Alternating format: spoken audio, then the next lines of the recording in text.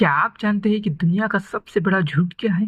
वो झूठ जिसे हम और आप रोज खुद से बोलते हैं ताकि हम रात को चैन से सो सके।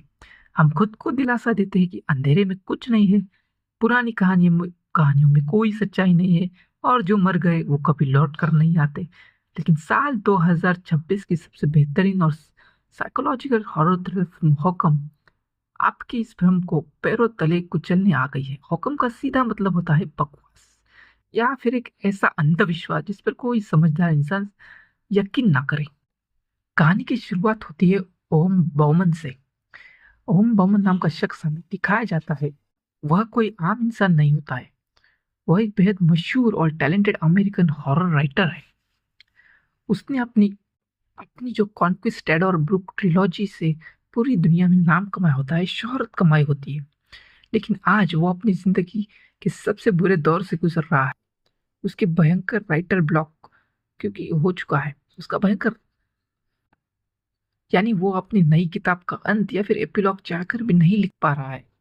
लेकिन उसकी इसी हालत की वजह से सिर्फ काम का ही प्रेशर नहीं है बल्कि एक गहरा सदमा है। हाल में ही ओम ने अपने माता पिता को खो दिया है। एक रात जब ओम अपने घर में अकेला होता है तो उसे एक बेहद डरावना एहसास होता है। उसे अपने घर की गलियारों में और अपनी मरी हुई माँ का साया दिखाई देता है। यह कोई वहम नहीं था, वो खौफ बौमन की रूह रूह तक कांप देता है, रूह कपा देता है। मानसिक रूप से पूरी तरह टूट चुका बौमन फैसला करता है कि उसे इस जगह से दूर जाना है। उसे अपने माता पिता की अस्थियों को भी विसर्जित करना है और वो जगह चुनता है आयरलैंड का एक बेहद ही सुनसान और रहस्यमय इलाका, जहाँ एक होटल स्थित है और उस होटल का नाम है द बिलबेरी वुड्स होटल। यह वही होटल है जहाँ दशकों पहले उसके माता पिता ने अपनी शादी के बाद हनीमून मनाया था। बॉमन को लगता है कि वहां जाकर शायद उसे अपनी किताब लिखने की प्रेरणा मिलेगी और उसकी आत्मा को शांति। लेकिन बॉमन उस होटल में जब पहुंचता है तो वहां का माहौल देखकर किसी के भी रोंगटे खड़े हो जाए ऐसा माहौल उसे देखने को मिलता है। वहां कोई मॉडर्न होटल नहीं था बल्कि आ, वक्त के थपेड़ों से जर्जर हो चुकी एक पुरानी इमारत थी। वहां बॉमन की मुलाकात होटल में गिने चुने स्टाफ से होती है। वहां के मैनेजर माल, जो कि बेहद संजीदा और अजीब किस्म का इंसान होता है। वहां एक युवा बारटेंडर है फियोना, जिसके चेहरे पर एक अनजाना डर हमेशा रहता है। और एक सीधा साधा स्टाफ मेंबर है अल्बी, जो खुद एक राइटर बनने का सपना देख रहा है। होटल के लॉबी में बाउमन दिखता है कि बूढ़ा शख्स जिसका नाम कॉब है। वहां के स्थानीय बच्चों को वो घेर कर बैठा है और उनको एक खौफनाक कहानी सुना रहा है। कॉब बच्चों को बताता है कि इस इलाके के जंगलों में एक प्राचीन शापित चुड़ैल या फिर विच रहती है।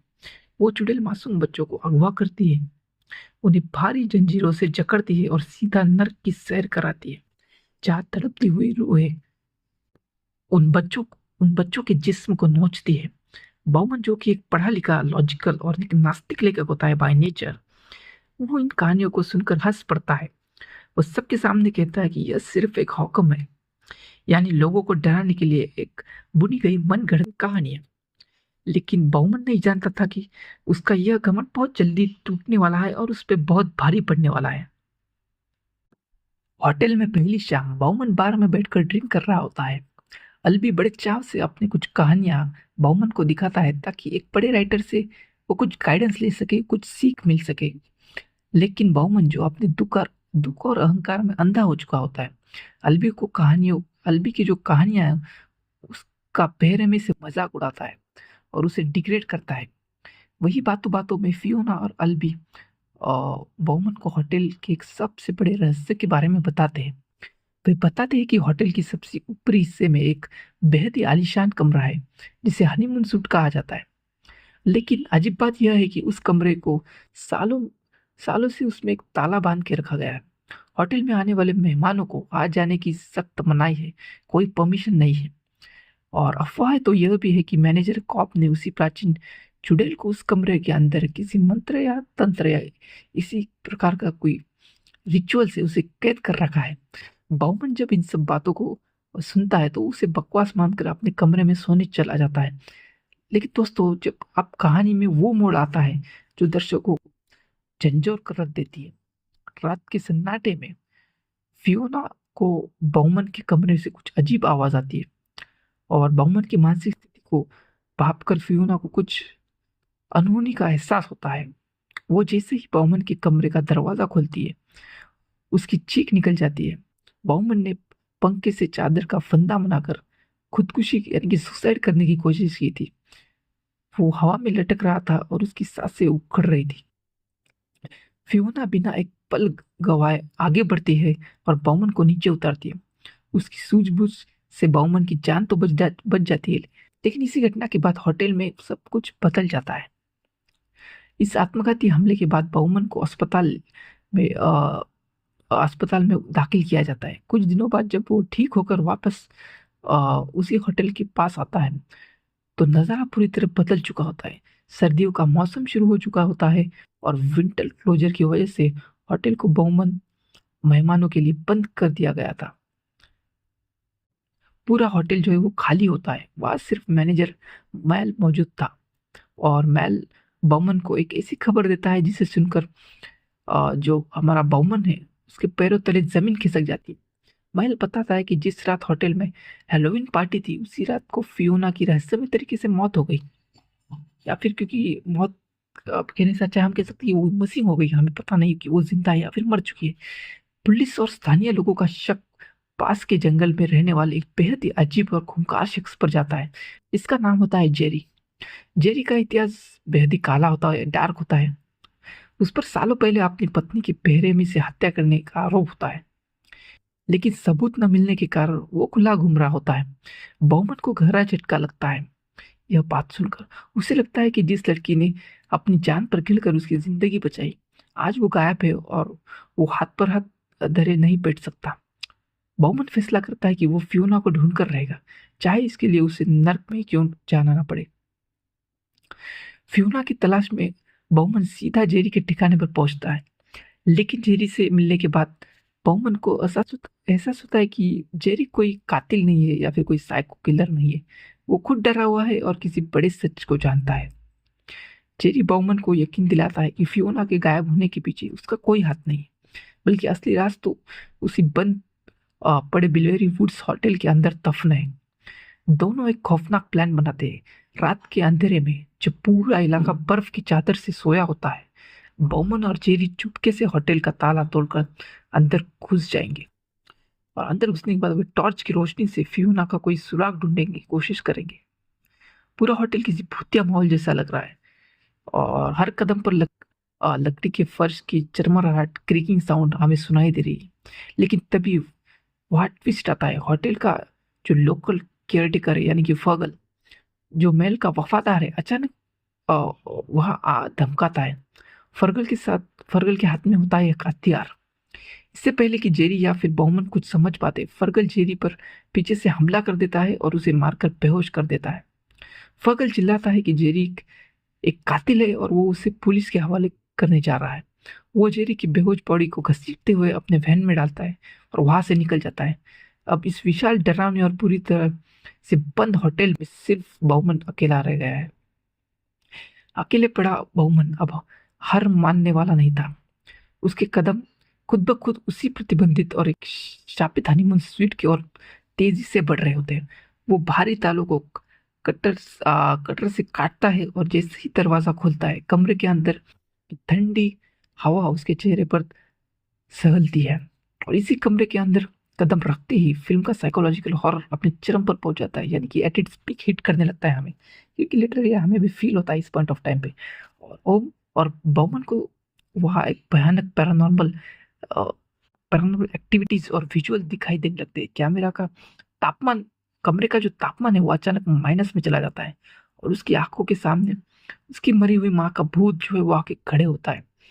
और यहीं पर दर्शकों के सामने खुलता है कि इस फिल्म का सबसे बड़ा और कड़वा राज। दोस्तों ध्यान से सुनिए, क्योंकि यह इस कहानी का टर्निंग पॉइंट है।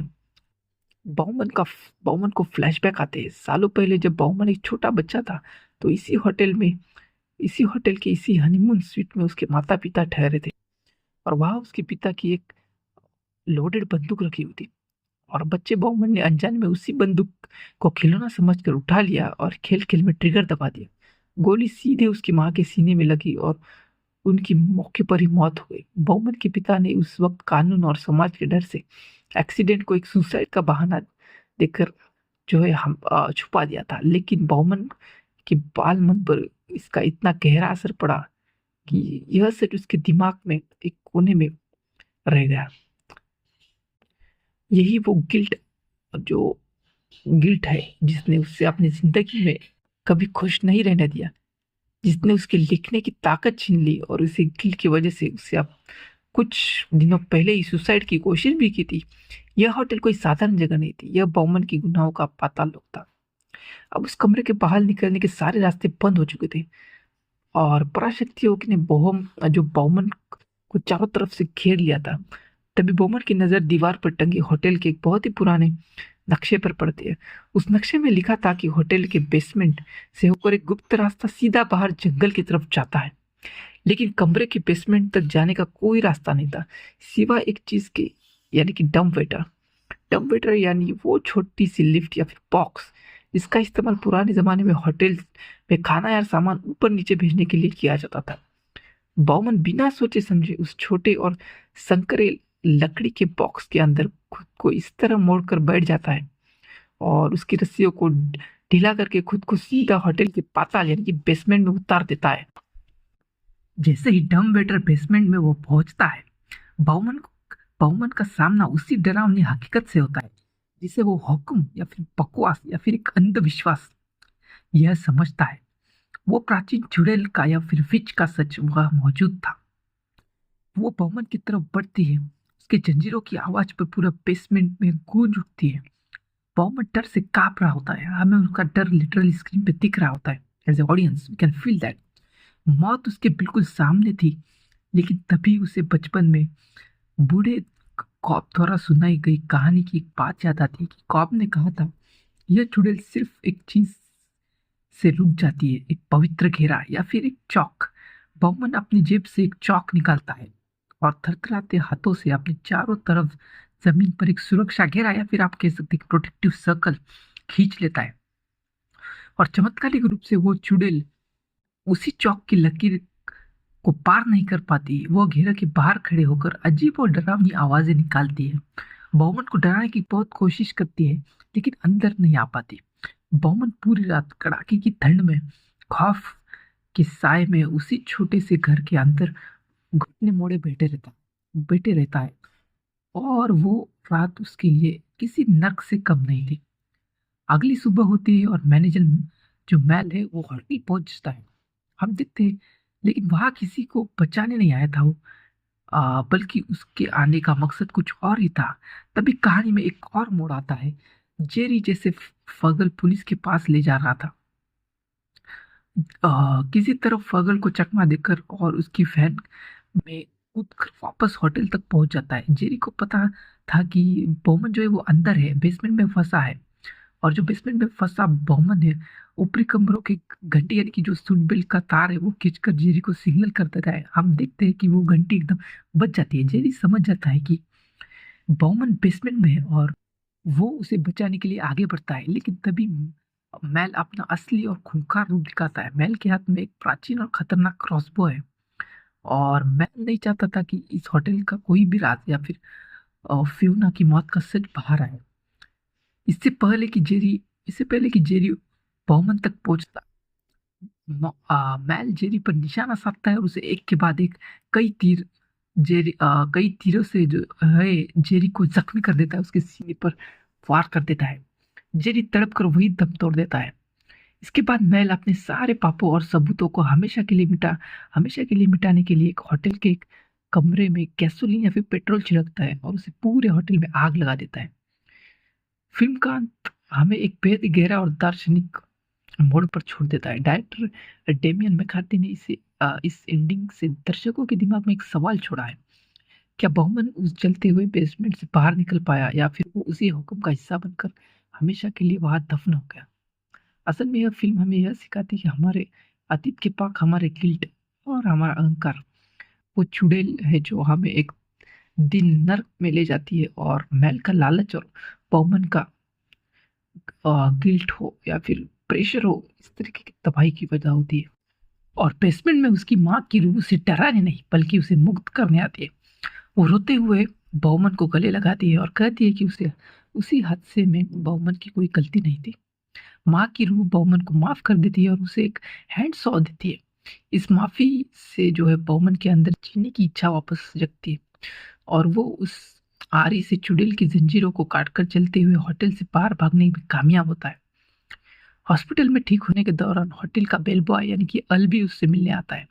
अल्बी एक बड़ा खुलासा करता है। अल्बी ने ही उस रात बॉमन की विस्की की बोतल में जेरी का बनाया हुआ मैजिक मशरूम पाउडर मिला दिया था और डायरेक्टर के अनुसार यही एंडिंग ओपन टू इंटरप्रिटेशन है, यानी कि आप इसका इंटरप्रिटेशन अपने हिसाब से कर सकते हैं। बॉमन ने कुछ भी देखा था या फिर वो ड्रग्स पे था या फिर हेलुसिनेशन था या फिर भ्रम था या फिर जैसे कि जेरी कहता है मैजिक मशरूम दिमाग की खिड़कियां खोल देती है जिससे इंसान जिंदा और भूता दोनों दुनिया में देख सकता है। अगर आप फिल्म को दोबारा ध्यान से देखें तो आप जब भी बॉमन को कोई भूत दिखता है, अगर कैमरा उसके पॉइंट ऑफ व्यू से है तो बॉमन के चश्मे में हमें वो रिफ्लेक्शन दिखाई देता है। अगर चश्मे में भूत दिख रहा है तो वो सच है, अगर नहीं दिख रहा तो वो एक भ्रम है। फिल्म की शुरुआत जो है बॉमन की एक अधूरी किताब से होती है जिसमें कॉन्क्विस्टोर जो कि रेगिस्तान के खजाने के नक्शे वाली बोतल से निकालने के लिए एक बच्चे का जो सर फोड़ने जा रहा होता है। पहले बहुमन इसका बेहद डार्क एंड लिखने वाला था जहाँ दोनों मर जाते हैं, लेकिन इस खौफनाक रात के बाद और इस खौफनाक एक्सपीरियंस के बाद बहुमन बदल जाता है। वो अस्पताल में शराब को मना कर देता है और अपनी किताब का अंत बदल देता है। नई एडिंग में वो कॉन्फिस्टोर बच्चे से कहता है कि नक्शा निकालने के लिए वो बॉटल उसके खुद के सिर पर फोड़ दे निस्वार्थ भाव से, लेकिन बच्चा ऐसा करने से मना कर देता है और दोनों एक दूसरे को गले लगा लेते हैं। यह बदलती हुई एंडिंग इस बात का भी प्रतीक है या फिर इंडिकेट करता है कि बहुमन ने अपने अंदर के अंधकार गिल्ट को हरा दिया है और अब वो जिंदगी को एक सकारात्मक वे से और एक अच्छी सोच से जीने का प्रयास करेगा। सो मुझे तो फिल्म बहुत पसंद आई और फिल्म में जंप स्केयर भी अच्छे खासे हैं, लेकिन जहाँ पे आपको जंप स्केयर चाहिए वहाँ भी अच्छे हैं। काफ़ी पेसिंग भी ठीक ठाक थी फिल्म की और जो माहौल बना है स्पेशली होटल का और जो इन्वायरमेंट है सेटिंग है जिस तरीके का एटमॉस्फेयर है मेरे ख्याल से और जिस तरीके की कंसेप्ट से यह डील करती है यानी कि साइकोलॉजिकल हॉरर या फिर थ्रिल, वो काफ़ी मेरे ख्याल से इस कंसेप्ट पे बहुत सारी मूवी बन सकती है और उसको बहुत ही तरीके से आप दिखा सकते हो और आई थिंक ये one of the best way था दिखाने के लिए, क्योंकि फिल्म सिर्फ भूतों के बारे में नहीं है, क्योंकि ये इंसान के अंदर की गिल्ट ट्रॉमा और डिप्रेशन को बहुत खूबसूरती से दिखाती है। अगर फिल्म की कुछ कॉन्स की बात करें या फिर कमजोरियाँ, थोड़ा सा पेसिंग इशू हो सकता है क्योंकि शुरुआत में जितनी दमदार रहती है इंटरवल के बाद थोड़ी थोड़ी कहानी जो है धीमी पड़ने लगती है और कंफ्यूजिंग और एक अधूरी सी एंडिंग है क्योंकि ending twist kind of open रहता है फिल्म का इसीलिए। और जैसे कि फिल्म में दिखाया गया है कुछ बेहतरीन किरदार जैसे कि फियोना और जेरी, इनके साथ क्या हुआ है एक्चुअल में वो पूरी तरह हमें नहीं दिखाया जाता क्योंकि उनके कैरेक्टर के साथ पूरा जस्टिस नहीं। तो फिल्म मैं कहूँगा ओवरऑल काफ़ी अच्छी है और आप इसे डेफिनेटली देख सकते हैं और इस तरीके की मूवी देखने के लिए हमारे चैनल को सब्सक्राइब कीजिए। Thank you for watching.